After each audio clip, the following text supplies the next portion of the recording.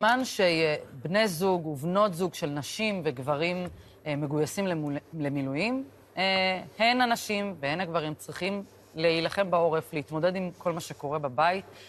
חלקם נתקלים בקשיים מצד המעסיקים במקומות העבודה, וחלק אפילו מאבדים את העבודה שלהם. עכשיו מצטרפת אלינו עורכת הדין רותם אבידר צליק, שבעלה מגויס מאז 7 באוקטובר. בוקר טוב. בוקר טוב, והוציאו אותך לחל"ת מהעבודה? כן, הוציאו אותי לחל"ת מהעבודה. אני רגע, ברשותך, לוקחת את זה צעד אחורה. כולם כבר מכירים את המספר 300,000, 350,000, סדר גודל של אנשי המילואים שגויסו.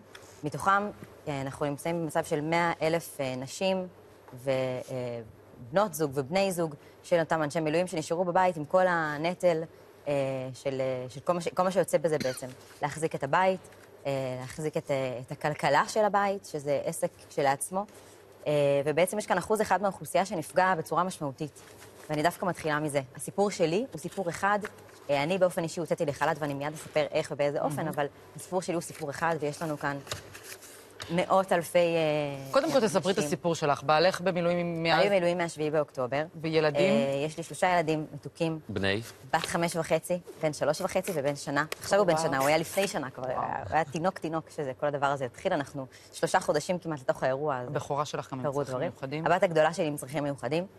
מה שאומר שאני בעצם מה-7 לאוקטובר נכנסתי לאיזשהו לופ כזה של קודם כל דאגה אמיתית וקושי אמיתי ברמה המנטלית לתחזק את הדבר הזה. נשארתי עם 3 ילדים בבית, שאני כל הזמן אומרת, זה 3 שהם כמו 6, בגלל הקושי עם הבת הגדולה שלי, שהיא מהממת ומתוקה, אבל זה מאתגר מאוד. בהתחלה גם לא היו מסגרות בכלל. ולא היו מסגרות. הבת שלי לומדת, היא בגן 45 דקות מהבית. אמנם בהתחלה לא היו מסגרות, אנחנו מדברים על 1.5 חודש שלא הייתה שגרת מסגרות שהיא רציפה. וכשכן הייתה, והיה לנו מאוד מאוד חשוב שהיא תעבור את אותם טיפולים פארה-רפואיים שהם אינטנסיביים וחשובים, אז לקחתי אותה 2 ביום לגן, הייתי צריכה לקחת את כל הילדים ביחד איתי, בחשש מאוד גדול מהאזעקות, ולנסוע בעצם עד הגן והלוך וחזור בשביל אותם 2. זה היה מאוד מאוד לא פשוט ומורכב. מיד שבועיים אחרי זה, ככה, כל הדבר הזה התחיל, קיבלתי טלפון מהמעסיק, שאמר, או שאת בעצם יוצאת ל-50% משרה, או שאת יוצאת לחל"ת. ו-50% משרה לא היה בכלל בא בחשבון, כי מישהו צריך לתחזק את הילדים ולהיות עם הילדים שנמצאים בבית, אז בעצם נאלצתי לצאת לחל"ת. וכמובן שמאז אין מה להוסיף, זאת אומרת, הקושי הכלכלי הוא עצום, אנחנו איבדנו... מה, 50% מההכנסות? 50% מההכנסות שלנו. צריך להבין שאנשי המילואים ונשות המילואים, או בני זוג ובנות זוג המילואימניקים, הם יחידה כלכלית אחת. אתם פוגעים בנו, אתם פוגעים במילואימניקים. אני לא רוצה שבעלי יחזור הביתה ויצטרך להתמודד עם הקושי הכלכלי האמיתי של לשלם משכנתה. וגם רגע, אני אומרת, ושמעתי ככה ממש במשפט לפני שהתחלנו על 3 חודשים האלה, משכנתה שנתנו לנו חסד מבנק ישראל, גם זה נגמר עוד רגע. ואנחנו צריכים לשלם משכנתה ואין מאיפה. אז זה באמת ברמה הכלכלית, באמת פגיעה מאוד מאוד קשה.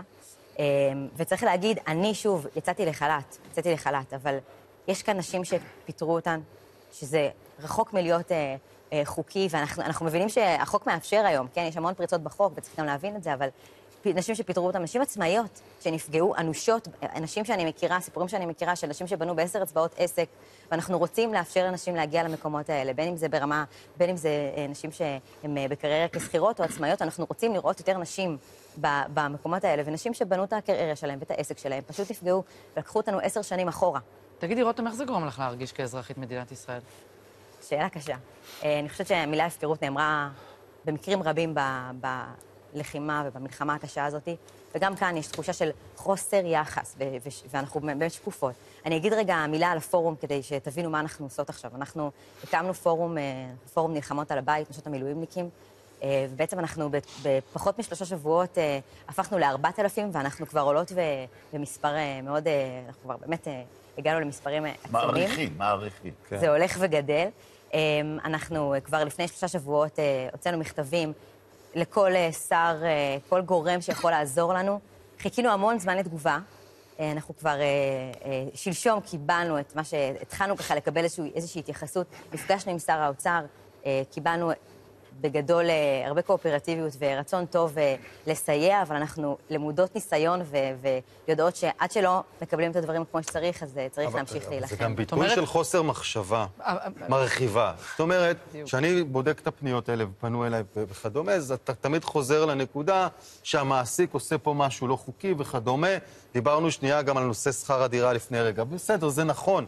אבל אם מישהו לא מבין שלאותו מעסיק מישהו צריך לתת גם פתרון נוסף, איזשהו שיפוי נוסף, שתישב השר הרלוונטי ויעשה אפילו דיון על הנושא הזה, לדעתי מעמיק לא היה, כי אז היו יוצאים עם מסקנות, שזה לא רק מספיק לתת לאותו מעסיק עם פטיש על הראש, גם הוא במצוקה. בדיוק, גם הוא צריך לפתור לו את הבעיה. ברור. שנת 2024 הייתה מיועדת גם ככה להיות שנה שהיא מאתגרת במשק, ומתוך המקום הזה הם נכנסו, ועכשיו הציפייה היא שהן אלה שיכנסו מתחת לאלונקה, וזה לא מה שצריך להיות. מישהו צריך לקחת, להוציא מהכיס, גם מהמקומות הכואבים, ולשחרר שצריך. אפרופו בהקשר הזה, אני בדיוק מסתכלת שמתן חודורוב לפני יום פרסם על כך שמשרד האוצר, סמוטריץ', הניח על שולחן הכנסת תקנות ששוללות למעשה את המענק מעצמאים שגויסו למילואים, בנימוק שהתגמול על השירות כבר מפרנס אותם מספיק. זאת אומרת שיהיו כאן מילואימניקים שיחזרו מלחימה של ימים רבים, ולא יקבלו פיצוי נוסף. אני שומע מה הוא מתכוון לעשות, אני לא רואה שום דבר שקורה.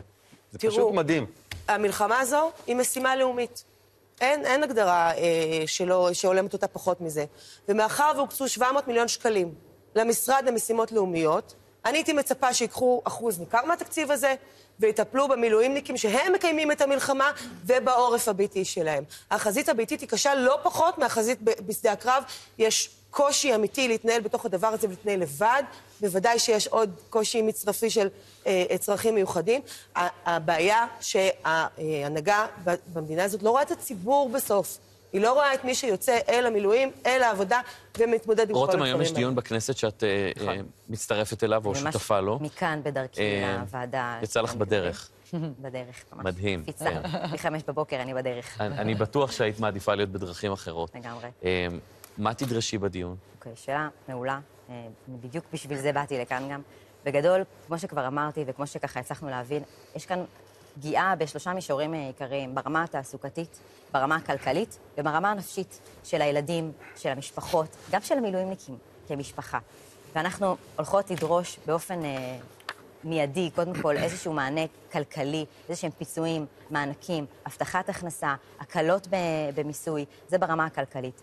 ברמת התעסוקה, צריך להגיד שיש פה עניין של חקיקה, מוגנות בחוק, פיטורים מתאפשרים, יש פרצות בחוק שמאפשרים פיטורים, הוצאה לחל"ת, אף אחד לא מדבר על זה בכלל, כן. זה בעצם הפך להיות פיטורים שקטים, והמוגנות בחוק היא הכרחית. אני אומרת רק מילה על העניין התעסוקתי. נשים, בטווח הרחוק, תהיה פגיעה מאוד גדולה בקריירה שלהם. לקחו אותנו 10 שנים אחורה. וואו. חזרנו למטבח בעל כורחנו, וצריכים לדבר על זה גם, אמנם זה לא הדבר שכולם רוצים להתעסק בו עכשיו, וגם עוד מילה, ברשותך, הפן הרגשי של הילדים ושל המשפחות, שגם הוא מצריך מענה באמת מיידי, ופשוט תטפל בזה. רותם, רגע לפני שתלכי, אני רוצה להגיד לך שאני מעריצה אותך. אני מעריצה את כל הנשים שנמצאות עם 3 ילדים לבד בבית. אני מעריצה אותך עם כל הכבוד ללוחמים, ויש הרבה כבוד. יש לך זמן למלחמה. זה מטורף, בדיוק, זה בדיוק מה שחשבתי. בהצלחה בדיון, רותם. תודה רבה. תודה שבאת. חיליק סופר, בוקר טוב.